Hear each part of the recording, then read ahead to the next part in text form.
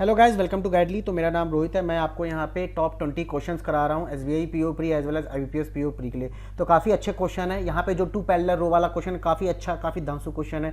Number based series, मतलब जो alpha numeric होती है उसमें से मैंने अल्फ़ाबेट्स हटा दिए हैं और सिंबल्स हटा दिए, केवल नंबर्स हैं। तो काफ़ी अच्छा क्वेश्चन ये भी मैं कह सकता हूँ।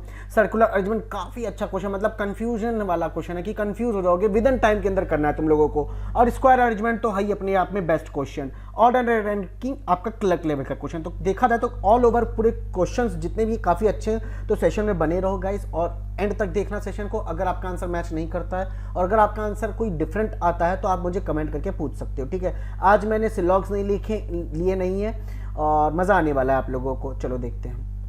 पहला क्वेश्चन आपके सामने ये रहा, हिंदी इंग्लिश दोनों में है। देखो हिंदी इंग्लिश दोनों में को, तो ये सबसे डिफिकल्ट क्वेश्चन है इस सेशन का। अगर मेरे एग्जाम में इस टाइप का क्वेश्चन आता है तो मैं इस क्वेश्चन को मैं स्किप करता, क्योंकि मैं देख रहा हूं कि भाई मुझे पैरेलल रो में 14 लोगों को बैठा लेना, मतलब साथ साथ, तो कुछ ना कुछ अच्छा क्वेश्चन होगा ही होगा, ठीक है। तो चलो देखते हैं, पहले इसी को सॉल्व करते हैं। कहा क्या रहा है कि 4 person are sitting into parallel row. पहले ये तो पहचान लो कि रो 1 में कौन है। ये लोग रो 1 में हैं और ये सभी लोग क्या देख रहे हैं, साउथ की ओर देख रहे हैं। आगे देखो रो 2 में क्या कह रहा है, ये सभी लोग हैं जो कि आप कहाँ देख रहे हैं, नॉर्थ की ओर देख रहे हैं। अब each person row faces the person at the other, मतलब हर पर्सन किसी एक को देख रहा है। अब क्या कह रहा है कि N sits second to the right of the one who faces T. देखो बहुत घुमाव वाला क्वेश्चन है ना। टी किस रो का था, सेकंड रो का था, तो टी है ये, टी के सामने ये है। अब जो एन है वो सेकंड राइट में बैठ रहा है, तो राइट किस तरह जाएगा, एक का गैप देख के एन यहां आएगा। कुछ इस तरीके से स्ट्रक्चर बनना चाहिए, बोलो हाँ कि ना। कुछ ऐसा बनेगा स्ट्रक्चर ना, यही तो बनेगा। आगे देखो, O faces the one who sits fourth from J. मुझे नहीं मालूम कहां बैठ रहा है ओ, कहां बैठ रहा है J. 3 person between Q and V who sits to the left of Q. ये याद रखना कि क्यू और वी के बीच में क्या है, 3 पर्सन है, बट वी जो है लेफ्ट साइड बैठ रहा है, किसके, क्यू के। और क्यू और वी किस रो के हैं भाई, क्यू और वी आपकी क्या है, रो 1 के हैं। तो एक बात देखा जाए तो क्यू के लेफ्ट में, तो क्यू के लेफ्ट में, क्यू के लेफ्ट में आपका, तो क्यू आपका यहां होगा और 1 2 3 करके वी यहां होगा डेफिनेटली। क्यों, क्योंकि ये तो आपके ये ऐसे साउथ की ओर देखे हुए हैं ना। अब ये साउथ की ओर देखे हुए हैं तो डेफिनेटली मुझे इतना मालूम है कि क्यू के लेफ्ट साइड में वी आ रहा है तो इसी तरफ लेफ्ट जाएगा। अगर ये नॉर्थ होता तो इस तरफ जाता ना, लेफ्ट। समझ में आ गया। तो ये इस तरीके से बैठेगा। आगे देख लेते हैं, L does not sit any of the end of the row। ये बहुत इंपॉर्टेंट लाइन था कि L जो है किसी भी एंड पे नहीं बैठ रहा है। आगे देखो, the number of person seated between M and T। बहुत इंपॉर्टेंट लाइन बोलने जा रहा हूं, number of person seated between M and T is sitting same as between K and U। तो K और U के बीच में भी उतने नंबर ऑफ पर्सन है। आगे देखो, मोर than 4 person sit between P and the one who faces U। U के लिए नहीं, the one who faces U। तो क्या कह रहा है, U किस तरफ है, रो 1 की ओर, जो कि साउथ की ओर देख रही है। तो ये पर्सन देख रहे हैं, तो अब इस पर्सन के और P के बीच में मोर देन 4 बैठ रहे हैं, मतलब 4 भी नहीं, 5 लोग। तो 1 2 3 4 5, समझना यहां पे 5 लोग हो गए। अब P आपका यहां आएगा, तो ऑलरेडी मैंने कितने को बैठा दिया, 2 3 4 5 6, और देखो 1 2 3 4 5 6 7 लोग बैठ गए। तो यार क्यों ना यहीं से स्टार्ट करें भाई। 7 लोग को तो मैंने बैठा दिया और ये भी बात मालूम है कि L जो है मेरा कहां नहीं बैठ रहा है, एंड पे नहीं बैठ रहा है।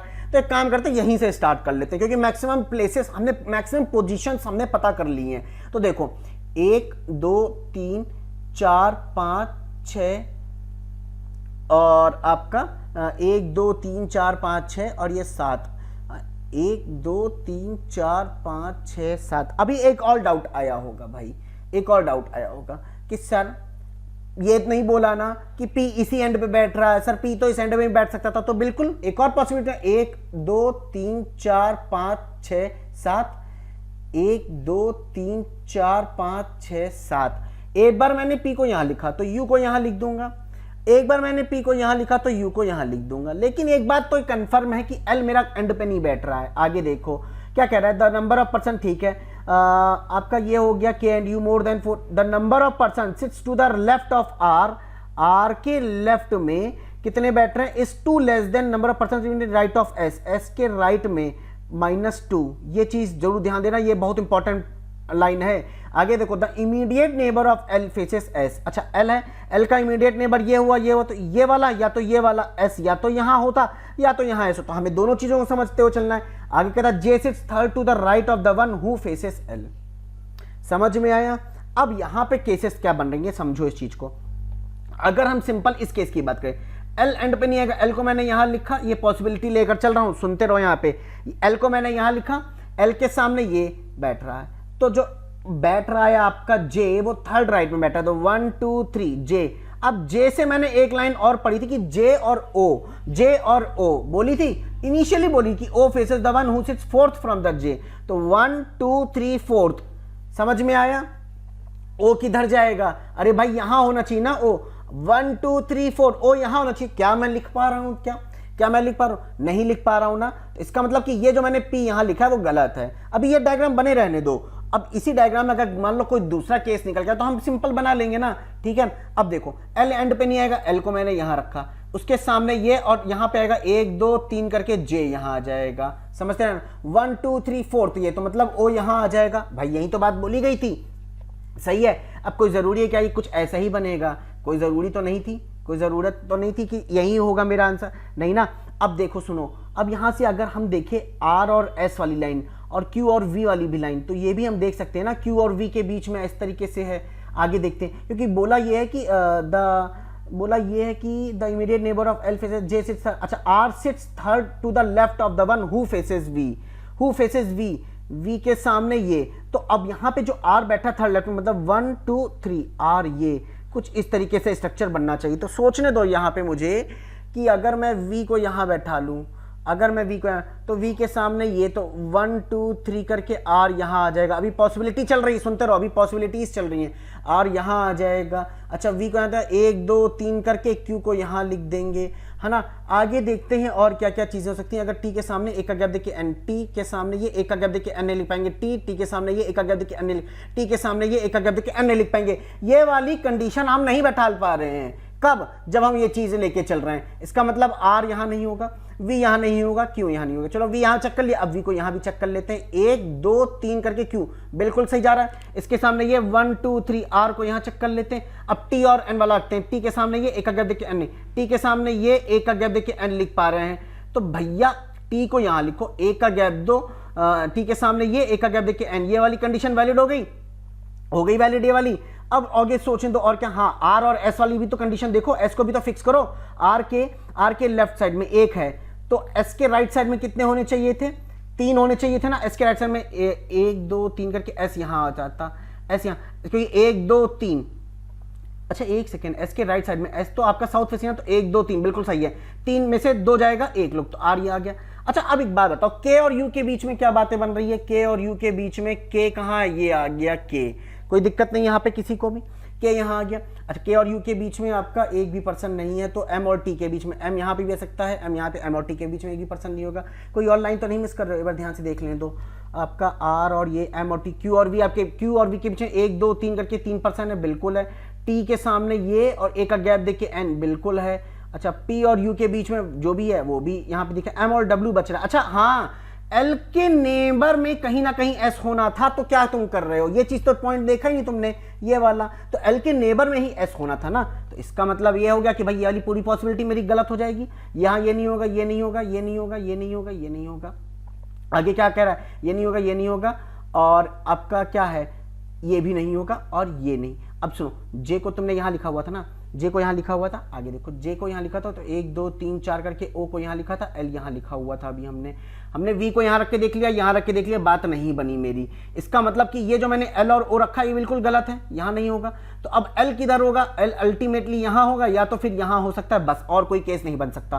तो एक काम करते हैं, दूसरा केस हम साइमल्टेनियसली चलाते हुए चलते हैं। एल को यहां रख के देख लिया, यहां ऊपर रख लिया, यहां रख लेते हैं। अच्छा एल के सामने ये, तो जे किधर होगा, 1 2 3 4, जे यहां होगा, जे यहां। अच्छा एल ये है, एल के सामने ये 1 2 3 करके, अरे भाई लिख ही नहीं पा रहे हैं हम, लिख ही नहीं पाएंगे यहाँ पे, क्या करेंगे। अब देखने दो पहले कि क्या नहीं कर पाएंगे। 1 2 3 4 5 6 7 हो गया। अच्छा क्या बोला था, जे से थर्ड टू द राइट, अच्छा थर्ड टू द राइट बोला है, तो एल के सामने ये, इसके थर्ड राइट में 1 2 3 जे ये हो जाएगा, ठीक है। एल के सामने ये, इसके थर्ड राइट में 1 2 3 जे ये हो जाएगा, कंफर्म बात है, ये सब पता है हमको। आगे देखो, जे से फोर्थ, 1 2 3 फोर्थ, तो सामने ओ यहां आएगा, 1 2 3 4 सामने ओ यहां आ जाएगा, ठीक है। यहां तक क्लियर। आगे देखो क्या होता है। अच्छा अब आगे क्या करेंगे, हमने ये चीज समझ ली है, तो एल के नेबर में ही एस को होना था, तो एक काम करते हैं, इस वाली कंडीशन में हम पहले एस को फिक्स कर ले कि आर को, एक काम करते हैं, चलो एस को यहाँ रख लेते हैं, सबसे पहले चेक कर लेते हैं, क्योंकि एस के राइट में, क्योंकि एल के नेबर में ही किसी ना किसी ने एस को फेस किया है, तो एस को मैंने यहाँ रख लिया। अच्छा 1 2 3 4 5, तो 5 से 2 जाएगा 3, 1 2 3 करके 1 2 3 करके यहाँ पे आर आ जाएगा। एक बात समझाओ, अब मुझे इतना मालूम है, ये वाली कंडीशन आर के 2 का गैप देखिए तो तीसरे पर्सन उसके सामने वी होना चाहिए, तो 1 2 का गैप देखिए तीसरे पर्सन के सामने वी होना चाहिए, यहाँ यू हो रहा है, इसका मतलब क्या है मैंने गलत रखा है, आर यहाँ नहीं होगा, ऐसे यहाँ नहीं होगा, कन्फर्म पता चल गया, ऐसे यहाँ नहीं होगा। अब ये वाला केस में कन्फर्म है कि ऐसे यहाँ होगा। इसके राइट साइड में 3 लोग, तो 3 में से 2 चला जाएगा, कितना बचेगा, 1 बचेगा, तो आर के लेफ्ट साइड में 1 पर्सन मैंने दिया। अच्छा 1 2 करके यहाँ पे जो तीसरा आपका आना चाहिए ये वी होना चाहिए। वी और क्यू के बीच में कितने पर्सन है, वी और क्यू के बीच में 3 पर्सन, तो 1 2 3 करके क्यू को यहाँ लिखना चाहिए कि नहीं लिखोगे, क्यू को यहाँ लिखोगे। अच्छा ये भी बात सही है। चलो आगे देखते हैं, आर और एस हमने मेरा हो गया है। अच्छा क्यू और वी के बीच में ये भी हो गया। अच्छा अब ये वाली कंडीशन बैठाने की कोशिश करो, टी के सामने ये और एक का गैप देके एन नहीं, टी के सामने ये एक का गैप देके एन, टी के सामने ये एक का गैप देके एन, ये वाली कंडीशन कॉन्ट्राडिक्ट कर दी। इसका मतलब कि ये वाला केस मेरा पूरा फेल हो गया, ये वाला केस बचा मेरा फाइनल। मजेदार क्वेश्चन था कि नहीं था, देखो हर एक चीज बताई, कोई पॉसिबिलिटी छोड़ी नहीं है। आगे देखो क्या बोलता है, यहाँ पे देखिए एल के नेबर में एस यहाँ आ सकता है, एस यहाँ आ सकता है। अब यहाँ पे अगर एस यहाँ रखोगे तो देखो क्या बात बनती है, एस के राइट साइड में कितने हैं, एस के राइट साइड में 2 पर्सन है, तो 2 में से 2 हटा दोगे, अगर 2 में से 2 हटाए तो आर के लेफ्ट साइड में कितने होने चाहिए, 0 होने चाहिए, मतलब पी की जगह मुझे आर को लिखना पड़ता, जो कि हो नहीं सकता। इसका मतलब कंफर्म है, डेफिनेट पता चल गया, क्वेश्चन में अब दम नहीं रहा। आर यहाँ हो जाएगा, सॉरी एस यहाँ हो जाएगा, एस को यहाँ लिखती 1 2 3 4, 4 में से 2 चला जाएगा, 2 मतलब आर के लेफ्ट साइड में 2, 1 2 करके आर यहाँ हो जाएगा, कोई दिक्कत नहीं यहाँ पे। आर को यहाँ लिखना 1 2 करके सामने यहाँ वी हो जाएगा, कोई दिक्कत नहीं यहाँ पे। आगे देखो क्या बोलता है, आपका बोलता है टी के सामने एक का गैप देके एन, टी के सामने एक का गैप देके एन, टी के सामने, तो कंफर्म टी एक का ये सामने एक का गैप देके एन, कंफर्म पता चल गया ये बातें। आगे देखो क्या बात बनती है, आगे आपका दिख रहा है मुझको, और कोई कंडीशन बन नहीं है क्या, एम टी और के U A you, okay fine. L के नेबर में एस होना था, मैंने लिख दिया, आर और यू के नेबर में करना था, ये भी हो गया है। अब आपका कौन सा पर्सन बच रहा है, हाँ V को लिखा ना, तो V और Q के बीच में कितने परसेंट बताते, 3%, तो 1 2 3 करके Q यहाँ हो जाएगा, K यहाँ हो जाएगा, K और U के बीच में 3% है, देखो K, तो M और T के बीच में 3%, 1 2 3 करके M यहाँ हो गया, W कहाँ आएगा, यहाँ आएगा। Question done, question done. मजा आया, हर एक चीज चेक करके बताइए, हर एक चीज करके। बहुत सी चीजें थी इसमें जो कि लिख के बिना आप नहीं कर पाओगे, तो लिख के करो, हो जाएगा, क्वेश्चन में दम नहीं है। मजा आया लेकिन आपको, है ना। चलो आगे देखो, अरे बहुत इजी क्वेश्चन है, इनइक्वालिटी तो मैंने हाईलाइट में भी नहीं लिखा था, चलो देख लेते हैं। अरे भाई टी से वाई पूछा, मतलब टी से वाई पूरे पाथ में मुझे ये वाला सिंबल मिलना चाहिए, मिलना चाहिए। टी कहाँ है, ये टी कहाँ है, ये रहा, और वाई किधर है, ये रहा। कॉमन एलिमेंट भाई इन दोनों में से, इन दोनों स्टेटमेंट में से कॉमन एलिमेंट क्या दिख रहा है, मुझको दिख रहा है, एक बार से देखो ध्यान से, सी दिख रहा है। तो भैया टी से सी चले गए, मुझे पूरे पाथ में ये मिला, सी से एम चले गए, अभी भी पूरे पाथ में मुझे ये दिखा, पर मुझे वाई तक जाना था, पूरे पाथ में वाई तक गए, मुझे ये मिला, मेरा ये वाला आंसर सही है। ओरली चेक कर लिया मैंने, देखो फिर से समझाएं, देखो टी से डी गए, डी से सी गए, सी से पी गए, पी से एम गए, एम से बी गए, बी से वाई देखे, पूरे पाथ में ये वाला सिंबल मिल रहा है कि नहीं, तो मतलब कि ये वाला मेरा डेफिनेट ट्रू हो जाएगा, ये वाला मेरा सही। जी से बी वैसे ही चेक कर लो भैया, जी से बी चेक करना है, तो भैया जी से सी तो जा ही नहीं पाएंगे, जी से ई चले जाएंगे, और ई मेरा कोई कॉमन एलिमेंट है नहीं, गलत हो गया। अब ये वाला देखो बी से आर जाने में हम बी कहीं और तो एलिमेंट दिख नहीं रहा है, और बी से कहीं से भी हिलने पे मुझे एक बार ये वाला सिंबल मिल गया, तो मतलब कि ये वाला सिंबल तो मेरा डेफिनेटली गलत हो जाएगा, क्योंकि मैंने क्या कहा, अगर मुझे ये सही कराना है तो पूरे पाथ में 2 एलिमेंट के बीच में मुझे ये मिलना चाहिए, जो कि मिल नहीं रहा है, तो इसका मतलब कि ये तो गलत हो गया। जे से जेड जाना है, अच्छा जे से जेड जाना है ना, जे किधर है भाई, जे ये रहा, अच्छा, और जेड कहाँ है, ये, तो J से M चलेगा, M से L चलेगा, L से E चलेगा, E से C चलेगा, C से U चलेगा, U से Z चले गए, पूरे पाथ में मुझे ये वाला सिंबल मिला, एक बार ये या तो ये नहीं मिला, तो इसका मतलब मेरा ये ओनली 2 होगा।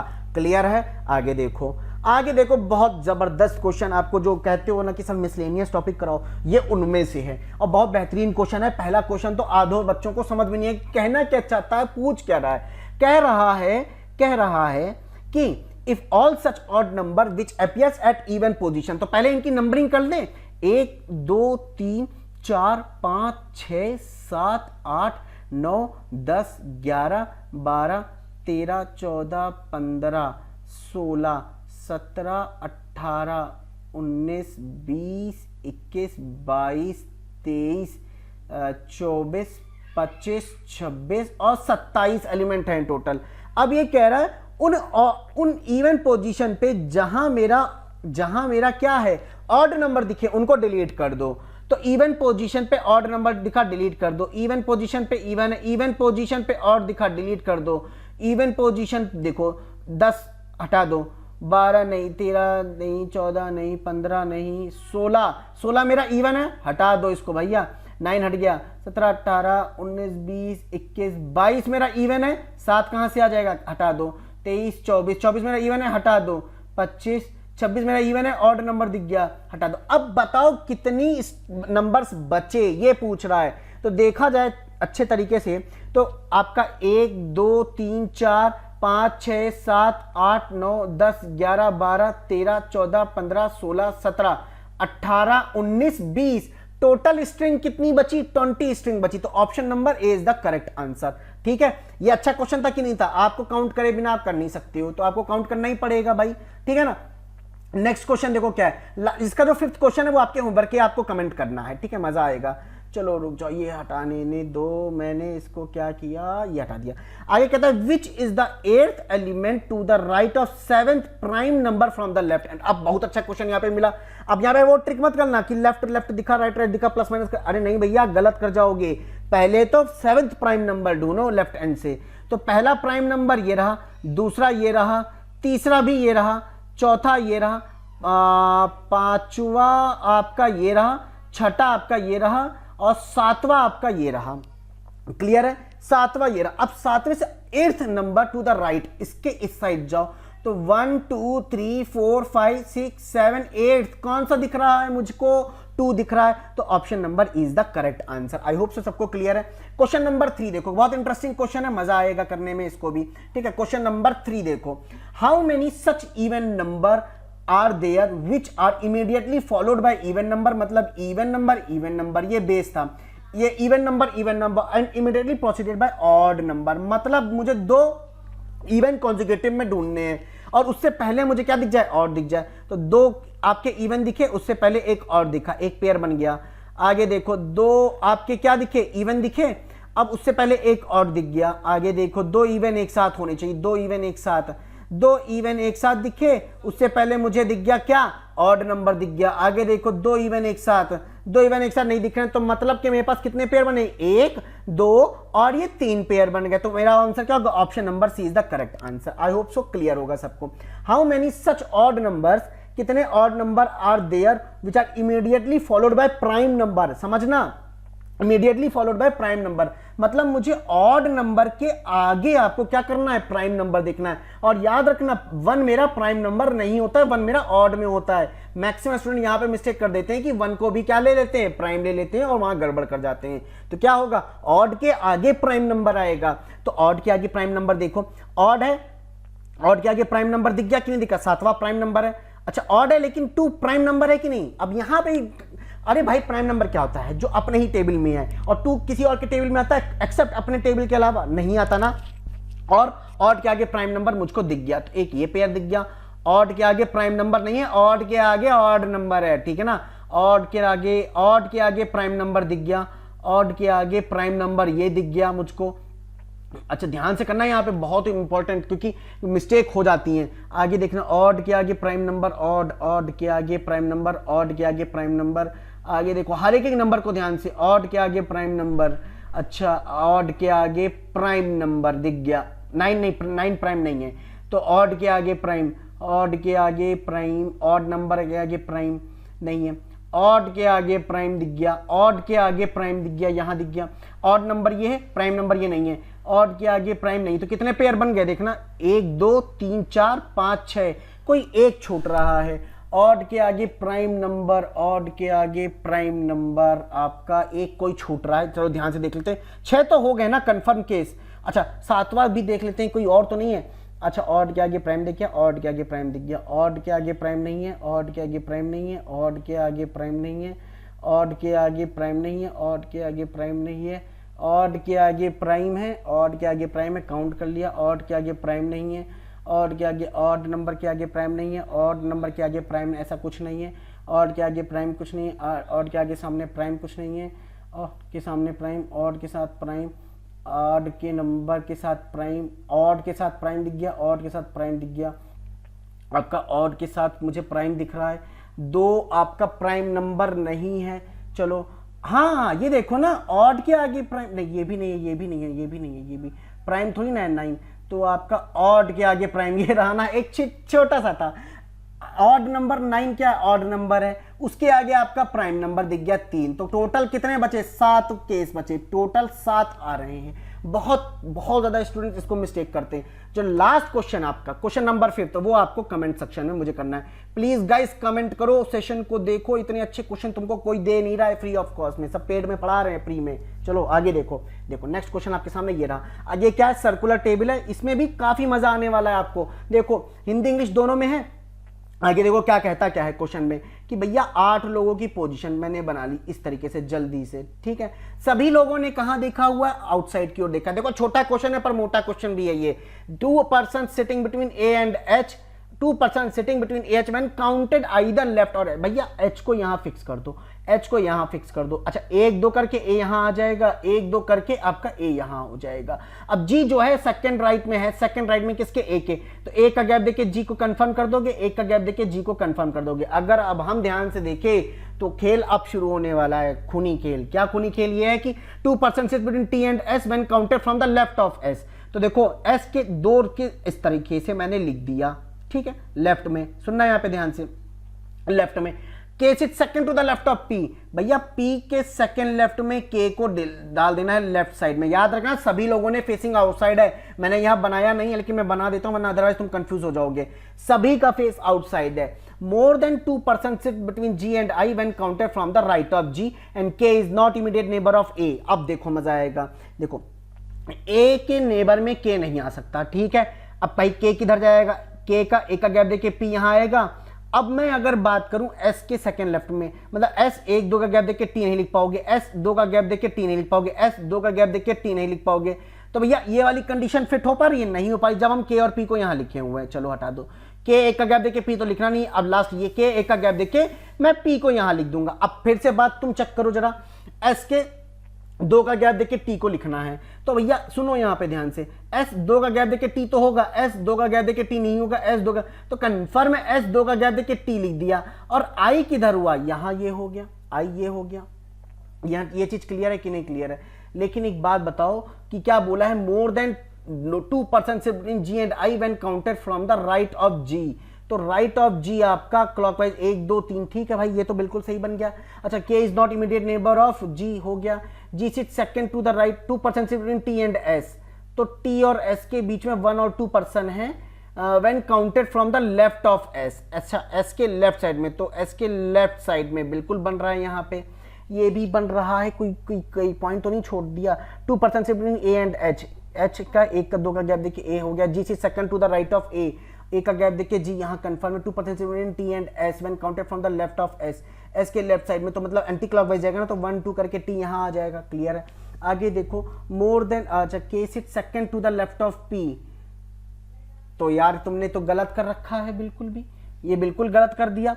पी के सेकंड लेफ्ट में के को बैठाना है ना, पी के सेकंड लेफ्ट में, तो पी के तुमने राइट में बैठा दिया। पी को यहां लिखो, सेकंड लेफ्ट में के यहां आएगा, तो गड़बड़ा जाएगा ना मामला। वही मैं कहूं कि क्या बात हो गई है। तो मतलब समझो पी और के तो नहीं लिख पाओ क्योंकि यहां है। अच्छा पी ए का गैप देके के नहीं लिख पाओगे, पी ए का गैप देके के अगर लिखना चाहोगे तो एस और टी वाली कंडीशन कॉन्ट्राडिक्ट कर जाएगी। कैसे, एस 2 का गैप देके टी नहीं लिख पाओगे, एस 2 का गैप देके टी, एस 2 का गैप देके टी कहीं नहीं लिख पाओगे ना। मतलब कि ये वाला केस मेरा पूरा बिल्कुल गलत हो जाएगा। समझ में आया। अगर अब हम इस केस की बात करें, अगर हम इस केस की बात करें तो क्या होगा मेरे साथ सुनो। क्या मैं करूंगा, पहले पी के सेकंड लेफ्ट में हम लिखते हैं। तो हमने क्या किया, पी के सेकंड लेफ्ट में के नहीं लिख सकते, क्यों, क्योंकि भैया के और एक दूसरे के नेबर में नहीं है। तो पी यहां रखा, सेकंड लेफ्ट में के को यहां लिख दिया। अच्छा एस को यहां रखेंगे, एस के सेकंड लेफ्ट में टी को यहां लिख देंगे, तो जी आई उधर हो जाएगा, बिल्कुल बात बन जाएगी तब तो। चलो एक वाला केस बन रहा है यहाँ पे पी और के वाला। अच्छा मैंने पी को यहां रखा, एक का गैप देके के को यहां रखा। अच्छा अब बनाओ जरा तुम, अब बनाओ क्या, एस के सेकेंड लेफ्ट में टी को रखना, एस 2 का गैप देके टी, एस 2 का गैप देके टी, एस 2 का गैप देके टी, नहीं बना पाओगे ना। अल्टीमेटली क्या करोगे कि भैया पी यहां लिखोगे, सेकेंड लेफ्ट में के यहां लिखोगे और आपका एस यहां लिखोगे, 2 का गैप देके टी यहां लिखोगे, आई यहां लिखोगे, क्वेश्चन डन, क्वेश्चन डन। ठीक है, अच्छा क्वेश्चन था, काफी अच्छा क्वेश्चन था। एग्जाम में जब टाइम प्रेशर होता है तब ये क्वेश्चन नहीं बनते हैं, ठीक है ना।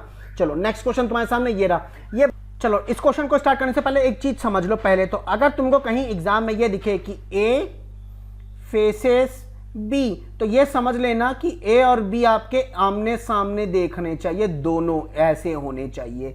ऐसा ना कर देना ए और बी, तो कहोगे सर ए और बी अपोजिट तो बैठे हैं, ये बात अलग हो जाती है कि ए सिट्स अपोजिट टू बी, तो मुझे डायरेक्शन का कुछ नहीं मालूम। लेकिन अगर ये बोला ए फेसेस बी, तो ये समझ लेना ए और बी आमने सामने बैठे हुए हैं, एक दूसरे को मुंह करते हुए।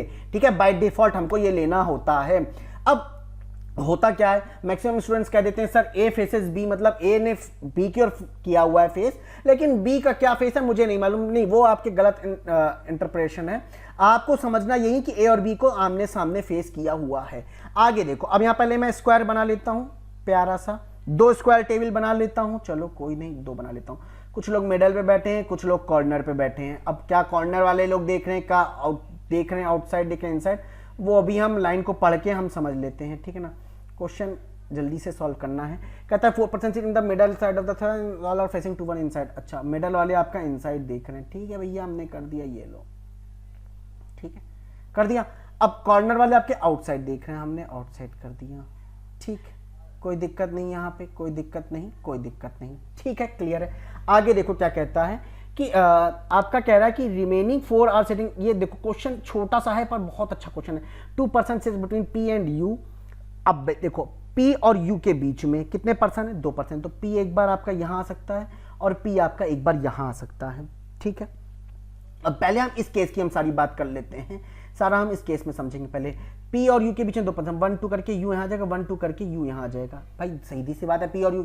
R who sits immediate neighbor of P sits opposite to S, मतलब R की ही बात हो रही है, R और S आमने सामने होंगे, पर क्या डायरेक्शन होगी हमको नहीं मालूम, बट R और S हमारे क्या होंगे, अपोजिट होंगे, बैठेंगे। तो R अगर हम पहले इनिशियली यहां मानते तो S आपका यहां होता है, R और S। अब अगर हम देखें P और U के बीच में 2%, तो 1 2 करके U मेरा ये हो जाएगा। आगे पढ़ो, T sits third to the right of V, V के थर्ड राइट में T है, V के थर्ड राइट में कौन है, V है, और W sits immediate right of T, T के इमीडिएट राइट में तो W है। ये दोनों कंडीशन साथ लेते हुए चलो, और Q फेसेस W, मतलब क्या हो जाएगा, Q W तो आएगा नहीं क्योंकि अपोजिट, अभी मैंने बताया था Q W आएगा नहीं क्योंकि यहां पे U है, Q और W तो आएगा नहीं। अरे क्यों मैं ये सब कंडीशन चेक करूं जब मुझे पता है कि Q फेसेस W है, तो इसका मतलब मेरा यहां ये नहीं होगा, यहां ये नहीं होगा, R यहां नहीं होगा, R यहां रख के देख लिया। अच्छा, R यहां रख के देखा तो आपके सामने क्या बोला, R के सामने S था, मैंने लिख दिया। अब फिर से वही बात यार आ जाती है, वही से बात आ जाती है कि P है, P और U के बीच में 2% थे, तो 2% 1 2 करके U, क्या मैं Q और Q के सामने W को बैठा पा रहा हूं एक दूसरे को फेस करते हुए, नहीं। अरे तो भैया टाइम वेस्ट क्यों कर रहे हो, हटा दो, क्वेश्चन खत्म।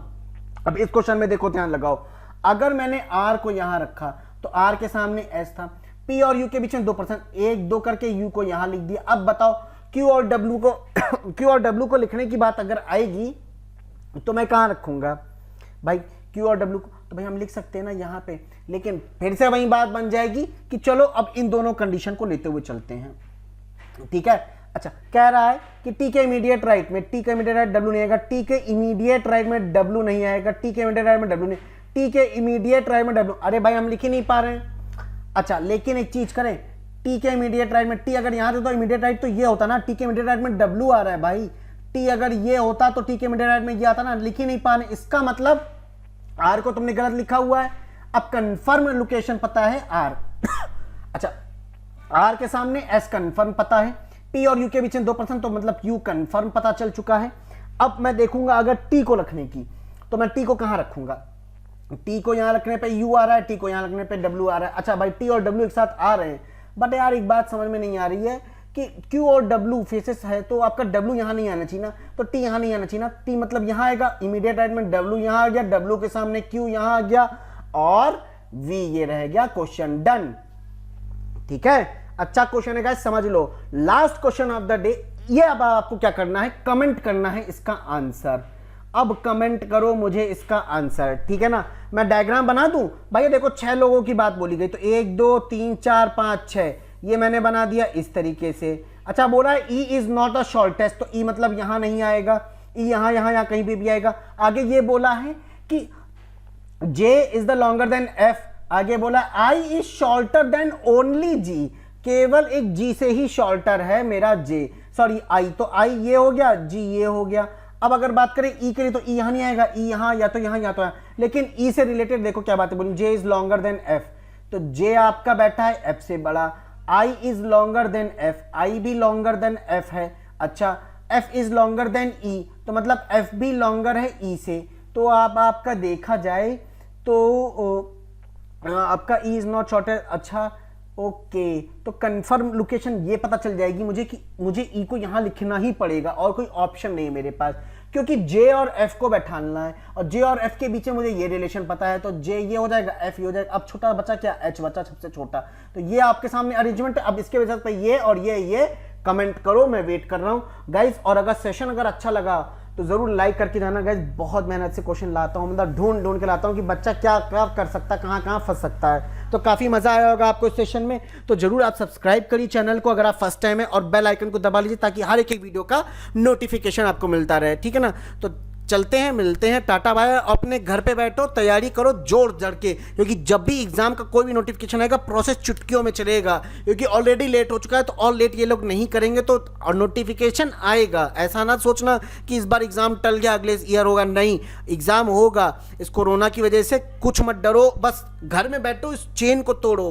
क्या, कौन सी चेन, फैलाने वाली चेन को तोड़ो, ठीक है ना। चलो टाटा बाय बाय, मिलते हैं कल।